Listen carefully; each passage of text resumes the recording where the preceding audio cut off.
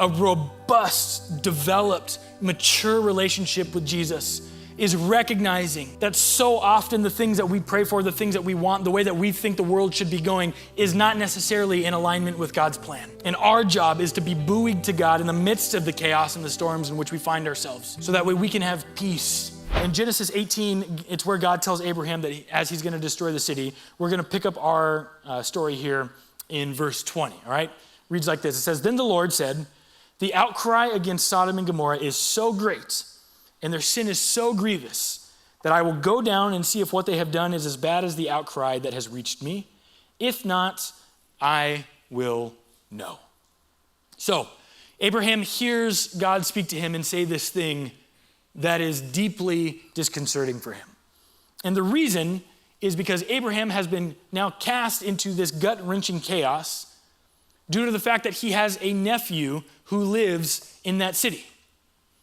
Right? Abraham has this deep concern for his family, like any of us would, right? He has this concern and this realizing that this conversation that he's had with God has now put him in a position where he has no control over the situation. Okay, and for any of us who identify as control freaks, not having control is its own type of chaos, right? And so what Abraham does in the next 10 verses of this story when he realizes that he's powerless with God is he does what all of us would probably do in that situation. He starts to try and negotiate with God. He spends 10 verses of this story doing so. He asks God to spare the city. He says this, he goes, "God, if there are 50 righteous people in the city, will you spare it?" And God immediately says, "Yeah, if there's 50, I'll spare the city." And so for Abraham, you got to realize he's probably looking at that going like, man, God responded like yes pretty quickly to that number. Like 50 I might be aiming a little bit high here, right? And so then he moves down a little bit. He's like, all right, maybe I can pull this one. You know, it's like, all right, God, what about if there's 45 righteous people in the city? Yes, I'll spare it. It's like, whoa, not good. Two now. All right, he goes, what about 40? And God says, yeah, 40. He goes, man, 30? Yeah, 30, that sounds great. If I can find 30 righteous people, I'll spare it. It's like, all right, now it's like, all right, how low can I get this, thing? He goes, what about 20, God? God's, yeah, absolutely. I'll spare it for 20. And he goes, okay, far be it from me to tell you how to do your job. You're the God of the universe. But what if we can find 10 righteous people? God's like, you know what? I'll do it for 10. They're 10, final offer, take it or leave it.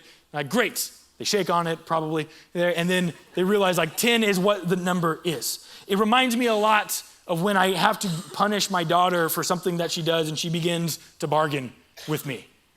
Right? Hey, Dad, if I clean my room, can I skip timeout? If I clean up the living room, can I skip timeout? If I eat all of my food without complaining, yeah, right, can I skip timeout? Right? And eventually it's just like, yeah, sure. And as a parent, like none of those things are gonna happen. And this is exactly what this moment must have been like for God and for Abraham. But here's the hard part, the first hard part in this story, is that God listens to him, right? And indeed confirms that if he can find the 10, he'll spare it. But ultimately what happens is he doesn't change his plan. And I think this is where a lot of us can struggle as people, right? We love the idea of a God who hears our prayers and who listens to us. And we love to hear sermons that validate that and confirm that. And those are good sermons and those are true. But what happens when God listens and the storm still rages? And this is the part of the story where I think God's sovereignty becomes a crucial thing for us to consider. Right? If you and I understand God's sovereignty as meaning that God knows everything that there is to know, and God can see the fullest available picture, then we have to wrestle with this hard truth, which is that sometimes God's answer, his answer, is different than what we want. And yet, he is still good. And it's this intersection of our world's chaos and God's control that you and I are called to exist in daily as followers of Jesus. That important intersection of saying, God, I have things the way that I want them to work out, but I'm going to willingly trust that you are going to be the one who works that out. And so the question becomes, how do we do that, right? Because that intersection is one of life's hardest and greatest tensions for us to manage. And I think there's 3 things that we learn from this story as modern day readers.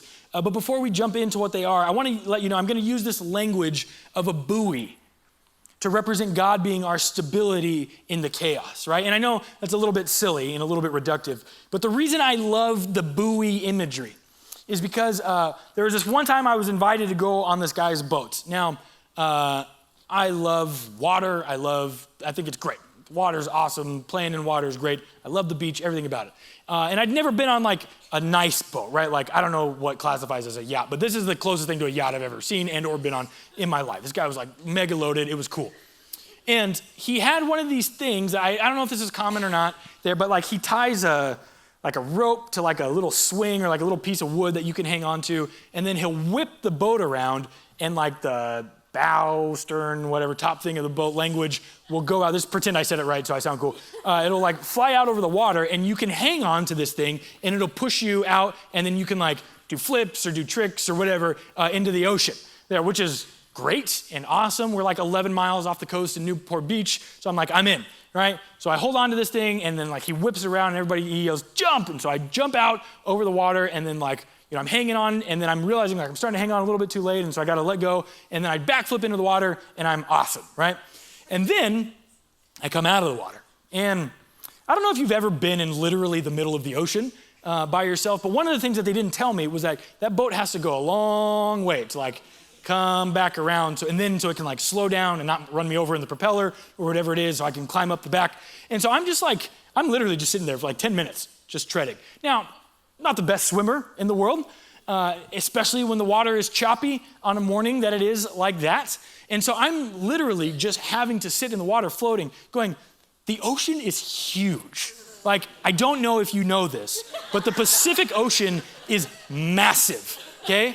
And it's one thing to know here, but it's another thing to know here, right? It's another thing to know the experience of that feeling. And all the while, the thing that I'm focusing on so I don't get sick and freak out is a buoy that's just kind of sitting above the water, right? And it's just going with the choppiness of the waves. And the water itself is doing whatever it's doing and jockeying for position, and the sea underneath is blah, blah, blah, blah, blah. And the buoy is just like silent, right? On the top. And I was like, that is this beautiful image of who God is, right? The idea that no matter how big the waves got, no matter how crazy it was underneath it, the buoy was calm on the surface. And that's what I think God invites us into in terms of how we are to see him when we go through chaos in our lives. So the first thing that we can do when we're trying to control chaos is that we can start trying to negotiate with God. Right? This idea of negotiating with God is something that we will find ourselves all doing if we're not careful. An example that I like to use is when I talk to Angie about wanting new golf clubs and start telling her like, hey, I need them. Right? I need them, like I need to play. They're awesome. They're not that expensive. Like you should do things my way there because I'm such a good husband and people love me or whatever. Right? But the thing that we can be invited to when we're willing to be buoyed by God is being able to have a conversation where we can admit to God how we're feeling. Right? And so instead I come to Angie and I say like, hey, look, all my new friends have clubs, right? Or all my friends have new clubs. New friends have new clubs. And I want to fit in. And like, I feel sad that I don't have them, right? Now, we both know that this is the illusion of choice because both roads are going to lead to no, right, in that one. But it can be different in our conversations with God. Where if you say, God, I want you to work things out this way because my life is going like this and I feel this way and it's hard and it's difficult and I'm really tired of having to deal with the muck. Over and against, God, I feel abandoned and I feel hurt and I'm scared. And I don't know how to navigate that tumult. You see, the difference is in our posture, right? The outworking of the scenario is going to be the outworking. It's going to be whatever it is. But our willingness to be buoyed by God in that moment changes our posture of our heart and our soul to be in a position to receive what God might have for us in the middle of that storm. This posture allows you to remember that you are not in it alone. That God is walking with you Just as he walked with Abraham, with Abraham's family Lot that we'll see in a few minutes, God is leading you. The second thing that we see from this story is that chaos can be comfortable. Now, if you're a person who is used to a chaotic worldview around you, life can be incredibly boring and weird and feel like nothing's happening if you're like in stability. Many years before I met Angie, I was in an incredibly abusive relationship. Physically, mentally, emotionally, and it was hellacious. And as I got older and started to kind of come out of that relationship, when I'd be sitting at home on a Friday because we were mad at each other and not talking, when my life was peaceful and calm, I would text that person to start fights with them because I wasn't used to navigating a world where something wasn't on fire. And we can get stuck in these really unhealthy habits and patterns of chaos if we're not careful. But when we buoy ourselves to God, when we let God be our buoy, what we find is that we can discover and find our comfort in things that are life-giving and not chaotic. Now, after many years of therapy and many years of being healed by Jesus in that pain in my own heart, instead of trying to make comfort out of my chaos, I'm actually looking for comfortable things that are life-giving to me. And today, what I find most often, it's homework with my kids. To come home and to read with my daughter and listen to her and distinguish between short vowels and long vowel sound. Like these moments are precious and they feed my soul in a way that is not chaos-inducing. In an Abraham story, we see this with his nephew Lot's wife. She gets caught up in that familiarity and that comfort of the chaos when they're escaping, and we see her make this mistake of looking back in chapter 19, 23 through 26. It reads like this. It says, by the time Lot reached Zoar, the sun had risen over the land, and then the Lord rained down burning sulfur on Sodom and Gomorrah from the Lord out of the heavens. Thus he overthrew those cities and the entire plain, destroying all those living in the cities, and also the vegetation in the land. But Lot's wife looked back, and she became a pillar of salt. Now, whether you think she literally turned into salt or if this is just meant to be understood as some type of imagery, the point remains the same, right? God's demand of us is to focus on him during the chaos and nothing else. When we look back, what we're doing is we're distracting ourselves from being able to keep our eyes on the Savior and what it is that he might want to teach us in that moment. So if you are in the middle of that kind of moment right now, if there's some storm in your life, look for things that give you life in the middle of that chaos. Life-giving things, deep friendship, getting into the Word, meditation, listening to worship music, going to therapy, coming to church, whatever it might be. All of these things are good things. There's so much available to us to have good life-giving moments that can help bring comfort and allow God to teach us in the midst of the chaos. And the third thing that we can be tempted to do in chaos is we can be tempted to exercise our own power over the chaos. And this is the hardest one. But instead, when we buoy ourselves to God, what we can then do is actually find ourselves in a posture and capacity to submit to God's sovereignty. Isaiah 55, 8 and 9 says this, "For my thoughts are not your thoughts, neither are your ways my ways, declares the Lord.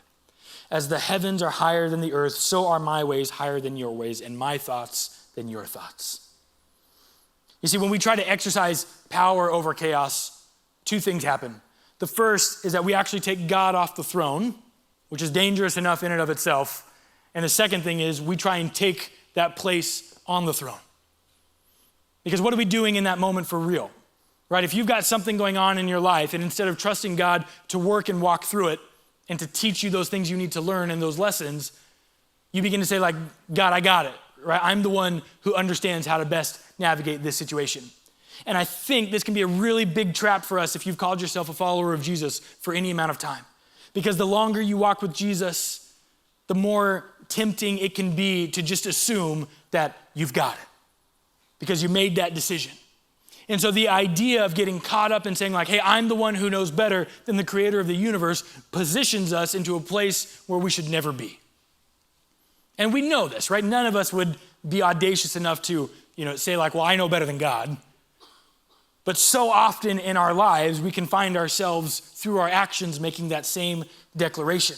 But when you're buoyed to God in the midst of chaos, what you can do is you can take this submissive posture, trusting that God is indeed working in the scenario in which you find yourself. And this, my friends, is the hardest truth that we can land on as people in today's world.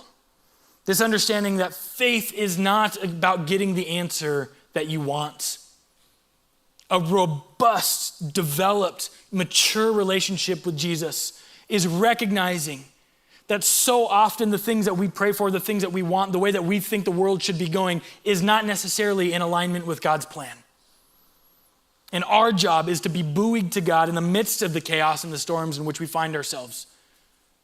So that way we can have peace, that we can be learning lessons, that we can claim God's joy for ourselves.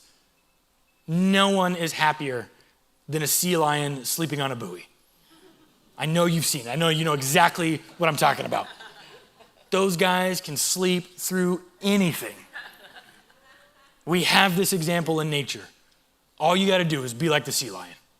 Sea otter? I don't know, whatever the difference is, those things. Look, the sea roars, it's gonna. Storms rage, they're gonna.